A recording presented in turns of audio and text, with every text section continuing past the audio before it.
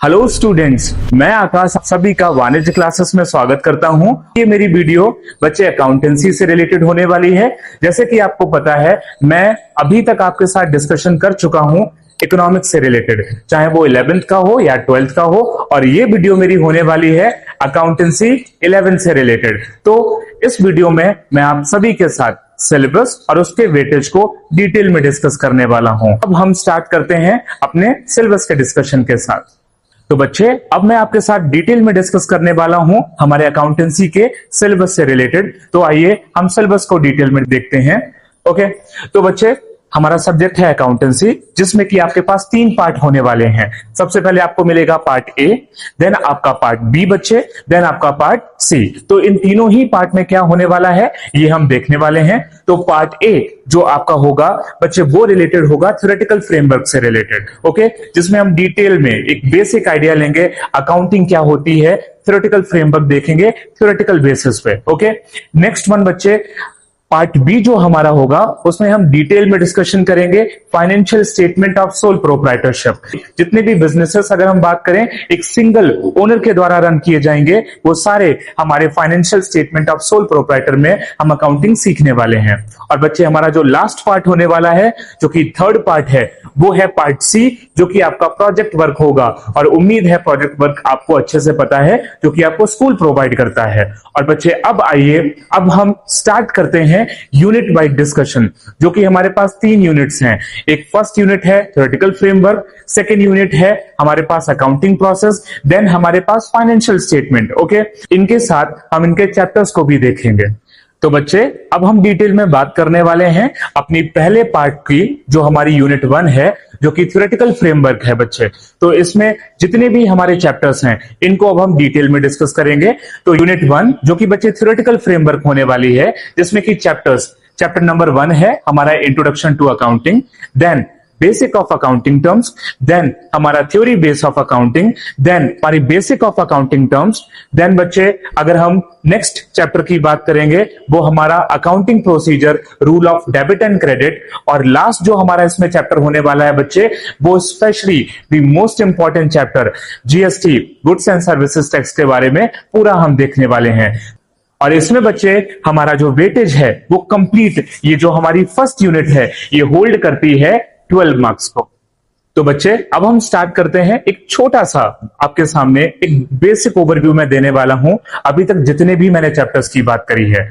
Obvious ही बात है, आप 11th स्टैंडर्ड में हैं, तो बच्चे एक आइडिया आपको होना चाहिए इसके बारे में कि जितने भी हमारे ये थ्योरेटिकल फ्रेमवर्क से रिलेटेड चैप्टर्स हैं, इनमें हमारा एक मोटिव है कि जितना एक बेसिक आइडिया है अकाउंटिंग से रिलेटेड, वो हम देखने वाले हैं कि बेसिक अकाउंटिंग टर्म्स क्या हैं। बच्चे, मैंने पहले भी कुछ वीडियोस में आपको बताया है, इकोनॉमिक्स के वीडियोस में मैंने डिस्कस किया था आपके साथ कि ये चाहे हम इकोनॉमिक्स की बात करें, अकाउंटेंसी की बात करें या बिजनेस स्टडीज की बात करें, बच्चे it's a kind of language जो कि हमें बहुत डिटेल में सीखनी होगी। अब आप कोई भी लैंग्वेज को सीखेंगे तो बहुत स्क्रैच से सीखेंगे, बहुत बेसिक से। इसी बेसिस पे अकाउंटिंग क्या है उसका इंट्रोडक्शन देखने वाले हैं। उसके बाद बहुत बेसिक अकाउंटिंग टर्म्स क्या हैं, जैसे asset, liabilities, income, expenses, capital, इनके बारे में देखेंगे।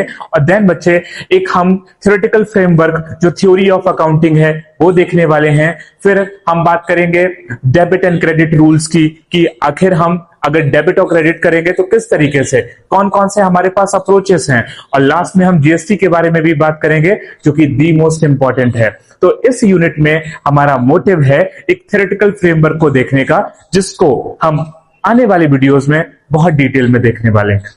तो बच्चे, अब मैं डिस्कस करने वाला हूं आपके साथ यूनिट 2, जो कि हमारी अकाउंटिंग प्रोसेस से रिलेटेड है। अभी तक बच्चे जो मैंने बात करी है वो पूरा थ्योरेटिकल फ्रेमवर्क था। तो अब हम देखेंगे अकाउंटिंग प्रोसेस। इसमें जितने भी चैप्टर्स होंगे इनको देखेंगे, इनका एक छोटा सा आइडिया लेंगे, और फिर फर्दर वीडियोस में इनके बारे में हम और आप मिलके एक साथ देखेंगे इनकी डिटेल डिस्कशन। तो बच्चे, अब हमारा यूनिट 2 जो कि अकाउंटिंग प्रोसेस है, इसका हम चैप्टर 1 देखेंगे। चैप्टर 1 है अकाउंटिंग इक्वेशन, देन हमारे पास होगा चैप्टर नंबर 2, इसका सोर्स डॉक्यूमेंट से रिलेटेड प्रिपरेशन ऑफ वाउचर, हम किस तरीके से वाउचर को प्रिपेयर करेंगे उसके बारे में हम देखेंगे। थर्ड हमारा होगा जर्नल, दी मोस्ट इंपॉर्टेंट और बेसिक, जो कि पूरी अकाउंटिंग के लिए चाहे आप बच्चे 11th में कर रहे हैं या 12th में कर रहे हैं, जर्नल हमारे लिए बहुत ही इंपॉर्टेंट होने वाला है।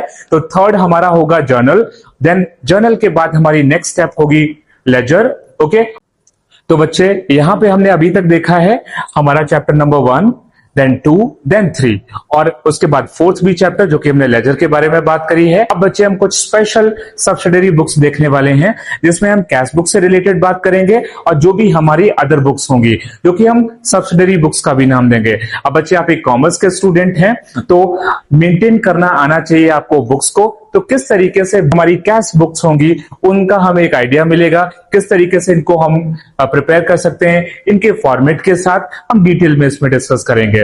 और इसके जस्ट बाद हम देखेंगे बच्चे बीआरएस जो कि हमारा बैंक रिकंसिलिएशन स्टेटमेंट है, जो आपको सिखाएगा अबाउट बैंक के स्टेटमेंट से रिलेटेड, जिसमें कि आप डिटेल में देखने वाले हैं अबाउट कैश बुक और पासबुक।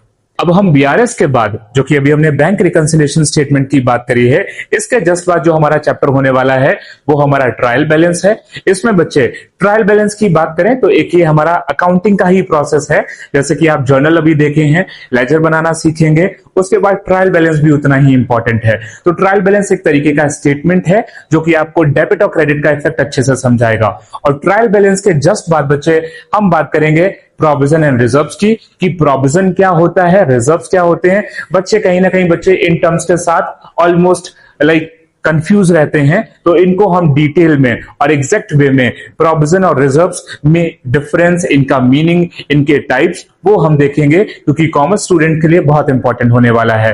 प्रोविजन रिजर्व करने के बाद बच्चे फिर हमारा चैप्टर होगा rectification of errors. I know आप सभी को पता है बच्चे, we all are human beings, we can easily do mistakes. So अगर हमने गलती करी है तो उसको हमें सही भी करना चाहिए। अब आप समझिए, अगर आप छोटी सी मिस्टेक करेंगे, सारा का सारा बुक्स ऑफ अकाउंट्स तो आप कैंसिल नहीं करेंगे, तो कहीं ना कहीं हमें यह सीखना पड़ेगा if we did like any kind of mistake in our past records, तो उनको कैसे हमें क्लियर करना है, कैसे सही करना है, वो चैप्टर हमें रेक्टिफिकेशन ऑफ एरर्स अच्छे से समझाएगा। तो इसके साथ बच्चे चाहे हमारा चैप्टर 1 से लेके जो यूनिट 2 है, यूनिट 2 जो अकाउंटिंग प्रोसेस, उसमें जितने भी चैप्टर्स हैं उनको हमने डिटेल में देखा और इनका इस पूरी प्रोसेस, इस पूरी अकाउंटिंग प्रोसेस का जो बच्चे वेटेज है वो हमारे मार्क्स को होल्ड करेगा 44 मार्क्स का। तो उम्मीद है आप सभी ये समझ गए होंगे like this unit is very very very important for you all to focus. और ओवरऑल अगर मैं आपको बताना चाहूं बच्चे,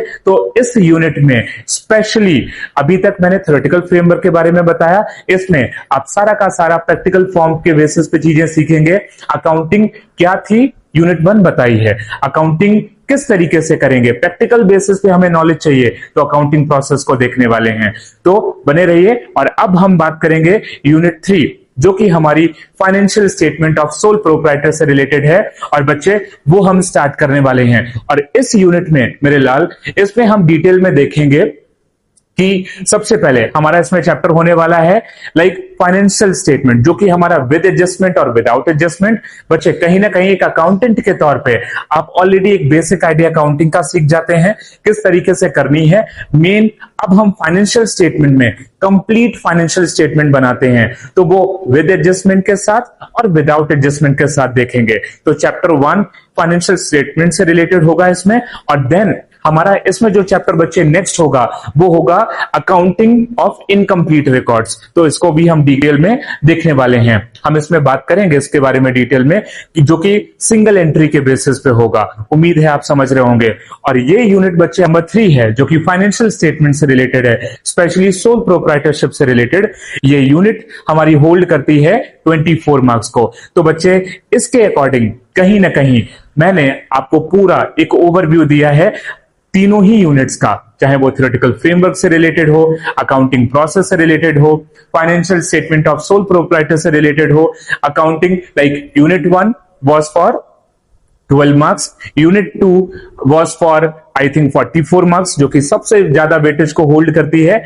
यूनिट 3 जो कि हमारी 24 से रिलेटेड है। और इस तरीके से मेरी पूरी कंप्लीट 80 मार्क्स का पूरा सम अप होता है। बच्चे अगर आपको एक ये भी डाउट हो सकता है सर कितने मार्क्स का किस यूनिट से, सो ऑब्वियस ही बात है, आपका टीचर जिस तरीके से इन चीजों को कंप्लीट कराएगा उसी के अकॉर्डिंग थोड़ा सा वेटेज इधर उधर हो सकता है टीचर के बेसिस पे।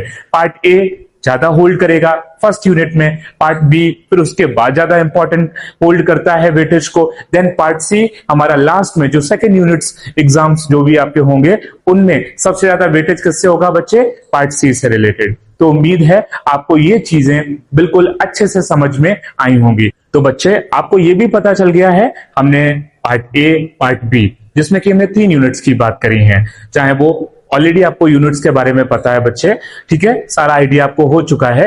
बट स्टार्टिंग में मैंने बात करी थी we have also part C हमारा जो कि प्रोजेक्ट वर्क से रिलेटेड है, वो होल्ड करेगा, आप सभी को पता है 20 मार्क्स को। ओके, तो 20 मार्क्स को मिला के हमारा पूरा ये अकाउंटेंसी 11th का स्कोर बनता है 100 मार्क्स को। ओके, तो बच्चे पार्ट सी जो हमारा है वो 20 मार्क्स को होल्ड करता है जो कि प्रोजेक्ट वर्क से रिलेटेड है, और ये स्कूल के ही बेसिस पे होगा। उम्मीद है आपको इस तरीके से पूरे 100 मार्क्स का बाइफरकेशन अच्छे से समझ में आ गया होगा। और बच्चे ये वाणिज्य क्लासेस आपके साथ वादा करता है, ये हमारा प्रॉमिस है, अगर आप हमारे साथ रहेंगे, कंटिन्यू करते हैं लेक्चर्स के साथ, तो उम्मीद है हम ये स्कोर जो 100 मार्क्स अभी हमने देखा है अच्छे से अचीव कर पाएंगे। तो बने रहिए। Thank you so much and wait for the next video.